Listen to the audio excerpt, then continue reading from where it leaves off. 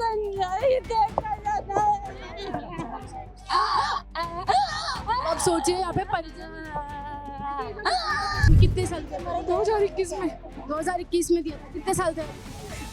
उसमें कम से कम 5-7 साल जयपुर में 10 साल तक तैयारी। जयपुर में रहता था अकेला। और आप कि सरकार ने 800-850 को ट्रेनिंग दे दिया हथियार चलाने की, हर तरह के हथियार चलाने की, मतलब AK-47 तक चलाने की इनको ट्रेनिंग दे दी है। इन्हीं में से कोई आनंदपाल निकलेगा और कोई राजू ठेठ निकलेगा, मैं बोल रही हूँ। अब ये मालूम मेरी 10वीं क्लास में बच्ची है, उसको 5 साल बाद में ये बोलूं कि तू 10वीं का दोबारा दे, तो वो ये कर पाएगी क्या? वो शारीरिक क्षमता, वो पैसे, वो टाइम, वो दोबारा रहेगा क्या उसके पास में? हाई कोर्ट में जज ने ऐसा फैसला लेने से पहले सोचना चाहिए था। उसका बच्चा होता तो वो ऐसा कर दिया। मेहनत करके आए हैं, उनका क्या है? पैसे वाले तो पैसे दे दे के हो जाएंगे, जो मेहनत करी वो क्या करेंगे? हैं? जो तारे देखे थे छत पे, अरे खंडे पे तारे देखे थे, आज दिन को तारे नहीं दिख रहे हैं, वो क्या करेंगे? हमने जैसे तैसे उसको पढ़ाया, आज हम बहुत कर्जदार हो चुके हैं, हम कहाँ से करेंगे? पूरा गहना बेच दिया, अब ये कहाँ जीव रखेगी? हमारा सपोर्ट बनिए, हम 2 बहनें उसके पीछे, हम फटेंगे, हमें फटाएगी, हमारा सपोर्ट बनेगी। और सरकार ने ये कर दिया, हम किसके पीछे रहेंगे? हमारा तो घर ही उसके पीछे चल रहा था। तो न्यायालय ने किस बिहाफ पे अपना निर्णय सुनाया है? उन 55 लोगों के आधार पर बाकी 800 लोगों की जिंदगी खराब की है। एक तरफ राजस्थान में एसआई भर्ती परीक्षा के रद्द होने पर खुशी का जश्न का माहौल है, पटाखे फोड़े जा रहे हैं, क्रेडिट की लड़ाई शुरू हो चुकी है। दूसरी तरफ एसआई भर्ती के रद्द होने से एक हिस्सा युवाओं का ऐसा जिनमें गम की लहर है। आप एक बार ये वही शहीद स्मारक है जहाँ से एसआई भर्ती परीक्षा को रद्द करने की आवाज उठी थी, और तब उनको तो बेनीवाल जी ने गुहार लगाकर भीड़ बुलाई थी, तब तो शायद यहाँ पर इतनी भीड़ नहीं होती थी। सोचिए ये वो भीड़ है जिनको तो ना किसी सांसद ने बुलाया है, ना किसी विधायक ने बुलाया है। ये वो युवा जिन्होंने सच में मेहनत की, सच में परिश्रम किया और अपनी मेहनत से एसआई भर्ती परीक्षा को पास किया, लेकिन फिर भी वो आज रद्द हो गई। जी सर, अब आगे आप क्या करने वाले हैं, क्योंकि न्यायालय ने तो अपना फैसला सुना चुका है? देखो, ये सिंगल बैच का जो न्यायालय में दिया है, हमको पहले से इसका ये अनुमान था कि हमारे बच्चों के साथ में यही होगा। हमको पहले ही पता था इस चीज़ का, क्योंकि मैनेज किए हुए थे सारे ही। हनुमान बेनीवाल जी के लिए मैं कहूँगा, डॉक्टर किरोड़ीलाल जी के मैं कहूँगा, आपने सबको देखा है, जैसे आपने सब राजस्थान ने देखा है, इनका जो व्यू देखा था, आप सबसे छिपा नहीं है, मीडिया के सामने भी छिपा नहीं है। जैसे कोई चोर चोरी करता है और जब बंटवारे का मामला आता है तो मैंने कम ले लिया, मैंने ज्यादा ले लिया, इस पर लड़ाई होती है। उसी तरीके से इसको क्रेडिट लेने भी आपने सब देखा किस तरह की लड़ाइयाँ हुई हैं। जो उन्होंने सब जनता के सामने बोल दिया कि मैं कैसा हूँ, मैं कैसा हूँ, और 200 करोड़ के फर्जी का जो इल्जाम लगा रहे हैं, उनको उनके ऊपर कोई किसी का ध्यान इंगित नहीं जा नहीं रहा इधर। और जो हमारे बच्चे मेहनत से पास हुए, ईमानदारी से नौकरी लगे, जिन्होंने 4-4 साल मेहनत की है, 21 की आज 25 हो गई, इन्होंने मतलब एक कड़ी उन्होंने जो ट्रेनिंग पास करके आए, जो बेचारों को उनकी वो जाने, जो मानसिक उससे भी प्रताड़ित हुए हैं, वो जिनको ये बोल रहे हैं फर्जी, ये खुद फर्जी है। मैं पहले बोल चुका इनको, मेरा बेटा ये बोलने के उनके लिए, मेरा बेटा IIT M.Tech है बनारस से, IIT से M.Tech किया, IIT से M.Tech है मेरा बेटा बनारस से। जो मैंने कह दिया, इनके दोनों नेताओं के खानदान में नहीं है इतना ग्रेजुएशन में, मैं जिनके लिए बोल रहा हूँ। हाँ, मैं ये कहता हूँ, इसी शहीद स्मारक पर जो रहे ना इनके साथ में, वो भू माफिया, चोर माफिया, वो पेपर माफिया, वो बजरी माफिया, को पता नहीं क्या चीज होता है। बंदा आज 12-12 साल से मेहनत कर, मेरा खुद के बड़े भैया 12-13 साल से हमारे घर नहीं आते थे, बाहर पढ़ाई करते थे, आज उनको क्या मिल रहा है? फर्जी। समाज के लोग कोई सब फिर एंड में यही बताते, अरे यार ये तो फर्जी है, स्ट्रगल मेहनत नहीं समझते।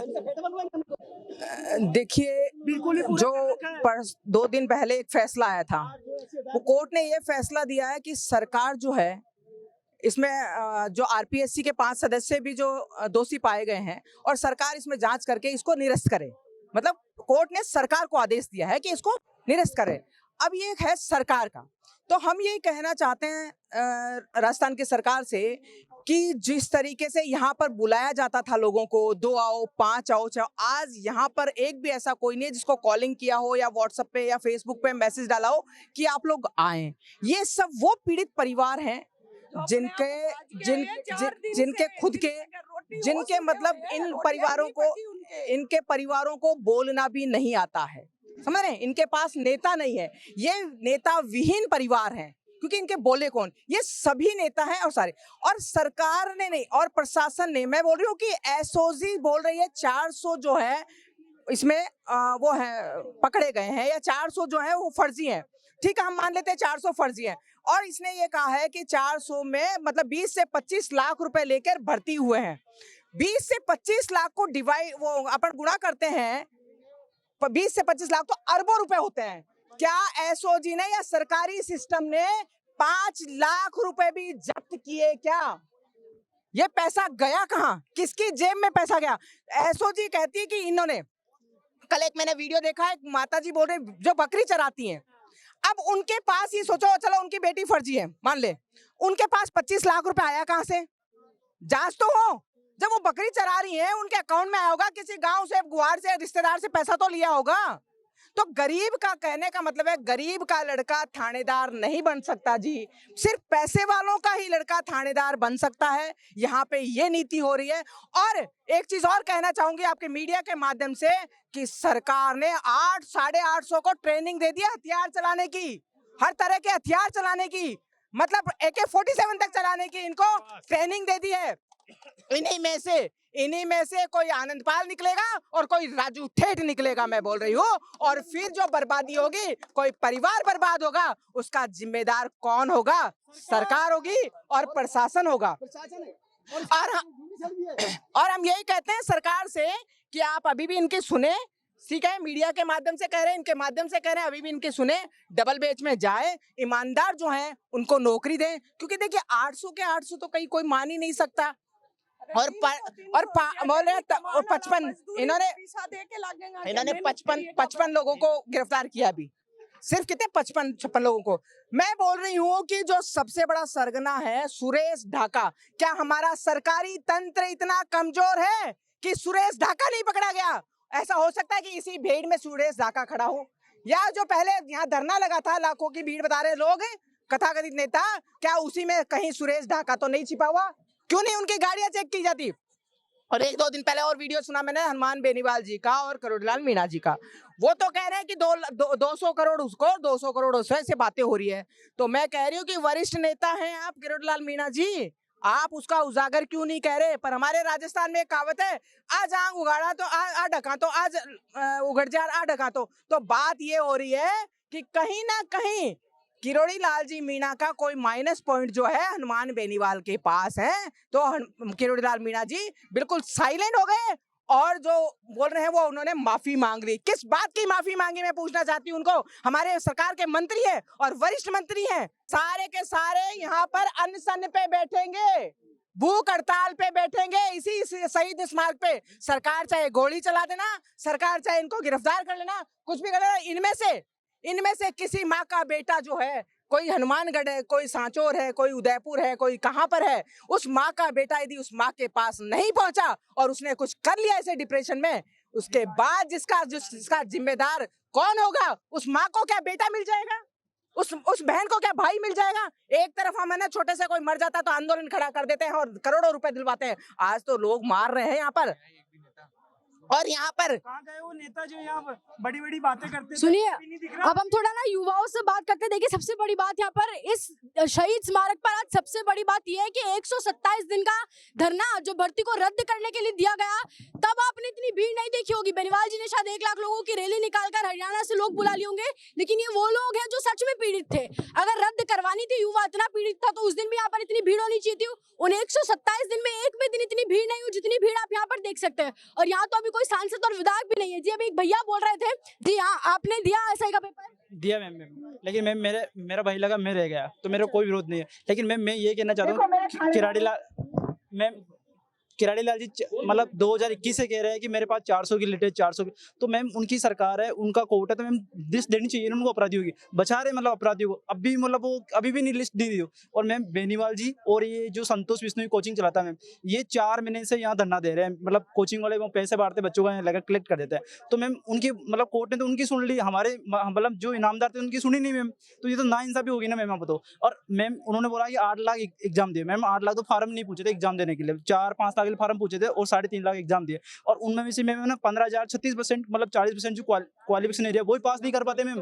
तो मैम हमारे साथ तो बिल्कुल ना इंसाफी हुई मैम। मैं खुद कहता हूँ मेरे क्वालिफिकेशन नंबर नहीं आए मैम, तो इसमें मैं अपना वहीं रुक गया भाई। भी देखिए हम आगे भी कुछ युवाओं से, वहाँ पे बहुत सारी माता बहनें भी बैठी हैं, उन लोगों से भी हम कुछ बातचीत कर लेते हैं। अब आप सोचिए किस स्तर पर आप सबसे बड़ी बात यहाँ पर यही है, आपने शहीद स्मारक पर इतने दिनों में भीड़ नहीं देखी होगी। अच्छा अभी आप क्या चाहते हैं, क्या मांग रहे हैं? नौकरी मांगा बहुत मेहनत कर पड़े, बहुत मेहनत करे, ध्यान की करके मस्ती में देखो बाप से हर को परसेंट है, मतलब दौरा पड़ा है बन, बहुत दौरा पड़ा है, दौरे पड़ गए। हाँ पड़ा तो लगाया नौकरी लगाया बन। अब मैंने के रद्द क्या करो परसेंट क्या करो जिसे में अठे मारा कराला में तो हाँ कोनी ठहर अल्लाह। हाँ हाँ और आप सोचिए इन परिजनों को बोलना भी नहीं, इन परिजनों को यहाँ पे बोलना भी नहीं आता। इन लोगों से बात कर लेते हैं। जी आंटी जी कहाँ से हैं आप? मैं झुंझुनू जिले से हूँ। आपके परिवार में किसने जाता है? मेरे हस्बैंड थे। अच्छा हाँ, तो उन्होंने क्लियर कर लिया था, आप क्या कुछ मांगे? 3 4 नौकरी क्लियर करके आए हैं, और उसके बाद में इस एसआई को चुना है कि भाई मेरी वही इमेज बनेगी, समाज में मैं सिर ऊंचा करके जीऊंगा।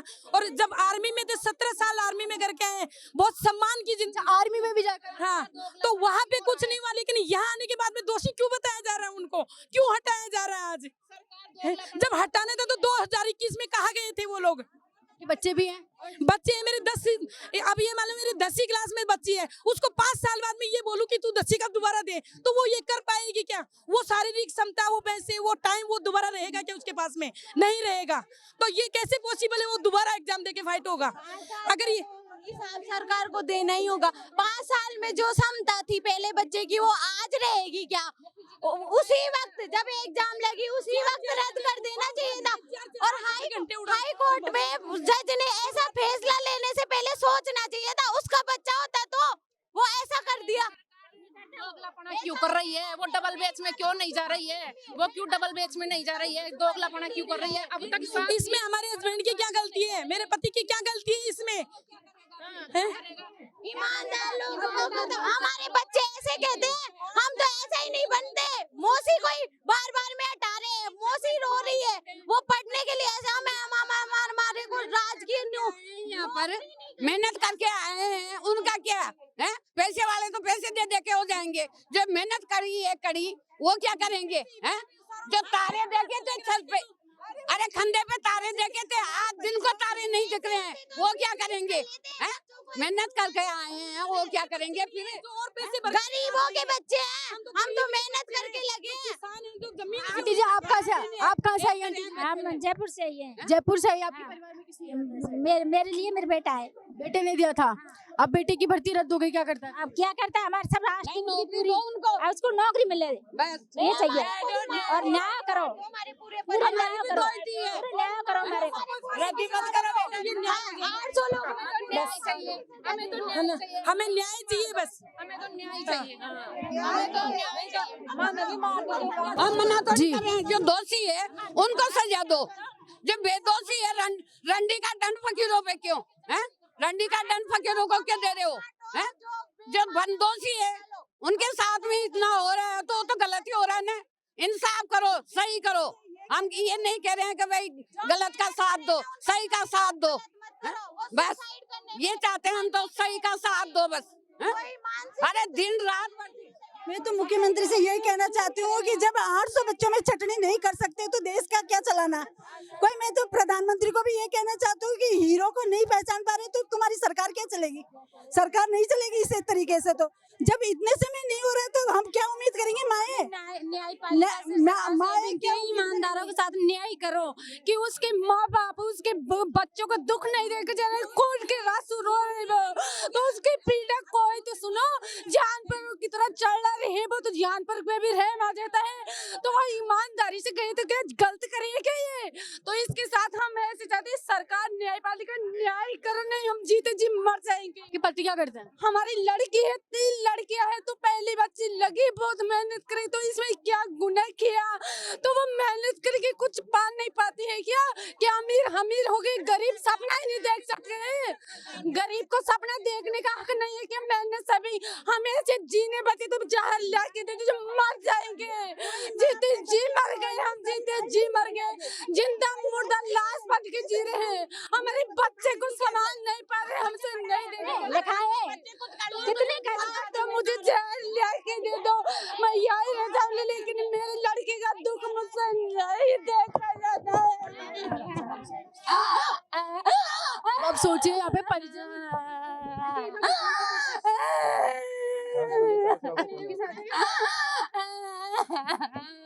अब आप सोचिए यहाँ पे परिजन मरने की बात कर रहे हैं। आंटी आपके परिवार में किसी बेटा है, बेटे ने दिया था? कौन से टाइम, कितने साल के? 2021 में 2021 में दिया था। कितने साल थे? उसने कम से कम 5-7 साल जयपुर में 10 साल तक तैयारी। जयपुर में रहता था अकेले, और आप कहाँ रहते थे? मैं मनोहरपुर में, सापरा मनोहरपुर में रहती हूँ। अच्छा, आपके पति क्या करते हैं? मेरे पति पोर्टर में उसमें उम्मीद थी, बेरोजगार है। हमने जैसे तैसे उसको पढ़ाया, आज हम बहुत कर्जदार हो चुके हैं। हम कहाँ से करेंगे? कर्ज में डूब गए, पूरा गहना बेच दिया, अब ये कहाँ जीव रखेगी? मैं बुआ हूँ उसकी। अब आप सोचिए, इनका परिवार कर्ज में डूब गया अपने बेटे को पढ़ाने के लिए, और ऐसी यहाँ पे परिस्थिति है। आपने बेटी को तैयारी कैसे करवाई थी? खर्चा कैसे? हम पत्थर उठा किसको पड़े हैं? मैं हमारी बेटी भी कुछ बन पाई तो आज आए हुए को क्यों छीन रहे? मुझे जहर लेके दे दो, मुझसे नहीं देखा जाता है दुखे।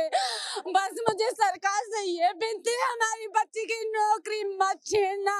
एक जानवर पर भी रहम आ जाते तो मेहनत करके गए थे, क्या गुनाह करे थे, तो हमें जहर लेके दे दो। मैं नहीं सहन कर पाऊंगी, नहीं मैं कुछ कर लूंगी। देख लो, मुझे नहीं क्षमता है देने की। पटवारियों की नौकरी छोड़ रहा है जी, मैं तानादार बनूंगी। पटवारी की नौकरी छोड़ दी। पटवारी की नौकरी छोड़ रहा है जी। ऐसा है, मैं भर्ती है जी। फिजिकल पास करियो, पेपर पास करियो, ट्रेनिंग पास करी, पूरी पास कर ली। तैयारी कितने साल की थी? जयपुर में रहकर पढ़ाई करती थी? मैम वो घर ही करती थी, हमारी इतनी औकात नहीं थी कि हम बाहर रह के स्टडी करें, वो घर पे रह के स्टडी करती थी। मेरे पापा की तबीयत खराब रहती थी, मेरी मम्मी बेलदारी करके, मजदूरी करके मेरी मम्मी ने पढ़ाया और सब कुछ किया। हमें एक उम्मीद लगी थी कि हम हमारा सपोर्ट बनिए, हम 2 बहनें हैं, उसके पीछे हम पढ़ेंगे, हमें पढ़ाएगी, हमारा सपोर्ट बनेगी। और सरकार ने ये कर दिया, हम किसके पीछे रहेंगे? हमारा तो घर ही उसके पीछे चल रहा था, हम किसके पीछे करेंगे? हमें भी एक उम्मीद बनी थी कि हमारी सिस्टर लगी है तो हम भी कुछ करेंगे। बुला सकते हैं तो पूरा परिवार लग गया एजुकेशन में, उसको भी रद्द करो फिर। देता के तो कुछ भी नहीं होता, कुछ भी नहीं होता। हमारी मेरा तो सरकार से यही निवेदन। आपने परीक्षा दी थी? नहीं, मेरी सिस्टर ने दी थी, वो अभी सिलेक्ट हुई है। उसने पहले भी एग्जाम दिया था, लेकिन वो 2016 की भर्ती में फिजिकल में रही थी। तो ये जो एग्जाम है 3 स्टेज पे है, धांधली होगी 3 स्टेज पे होगी। और यहाँ जो जनता है ना, किसी के पास इतना नहीं है 3 स्टेज के पैसे खरीदने का। पेपर होता है, फिजिकल होता है, इंटरव्यू होता है। यहाँ किसी की औकात नहीं है कि तीनों चरण वो खरीद सके। तो मेरा सरकार से निवेदन है कि जिस प्रकार हाई कोर्ट के सिंगल बेंच में उन्होंने हमारा सपोर्ट किया है, तो उसी प्रकार वो डबल बेंच में जाए और अपना मजबूत पक्ष रखे। और ये जो निर्दोष है 800 लोग, उनको न्याय दिलाए, क्योंकि 55 लोग पकड़ में आए। सरकार ये जो न्यायालय ने जो फैसला दिया है, किस आधार पर दिया है? जब सरकार बोल रही है और एसओजी खुद बोल रही है कि जांच हो रही है और जैसे जैसे पकड़ में आएंगे वैसे वैसे हम कार्रवाई करेंगे और उनको हटाएंगे, तो न्यायालय ने किस बिहाफ पे अपना निर्णय सुनाया है? उन 55 लोगों के आधार पर बाकी 800 लोगों की जिंदगी खराब की है। किस मतलब आधे लोग तो ऐसे हैं कि जो फर्जी थे उन्होंने ज्वाइन ही नहीं की, तो आप उनका हिसाब भी इसमें बता रहे हो।